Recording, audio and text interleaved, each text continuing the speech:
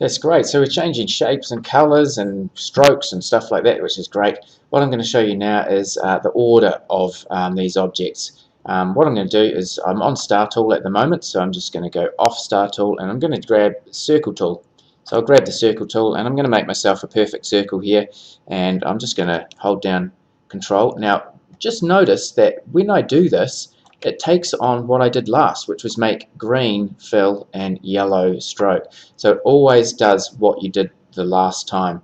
So this time I'm going to get off that tool, back over to my select tool, back over to here. I'll change the fill this time. We'll go for a different sort of color.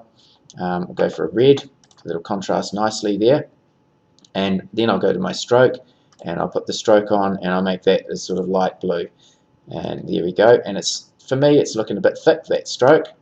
So what I might do there is go to stroke style and pull that back a bit. Whoops, too much. Just go back up a wee bit more like that. There we go, 2's good.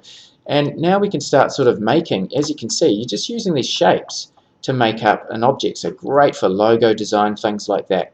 One thing that I wanted to show you here was the order of objects. So if I just put that there, by default it draws it on top of that one. Okay, but what I can do is using these 4 little icons here is I can order these things to where I want them. So for example, I'll just put this over to the side so we can see fully what's going to happen. If I click this one, it sends objects to the back. Okay, so it goes right into the back. If I click that one, it raises it to the front, so it'll be right on the front. The ones in between, order them forwards and backwards, okay, so you can have them in behind things as well. So the order of shapes and objects is really, really important, and it's very, very simple to achieve once you know how to do that. So like I say, if I make a new shape, by default it's going to be the same colors that I used last, so then I have to go and change them. Now remember, when you make a shape, you don't try and move it using the same tool. You need to go back to that one, and I'll push that over there and over to my fill. So this is more recap. Move that over to the color that I want, click on stroke, go like that, change the stroke to the color you like, and there we go. We're starting to build up graphics, which is quite neat.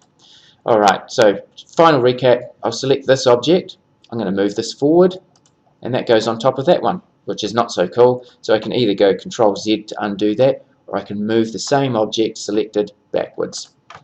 There we go. Have a play with that.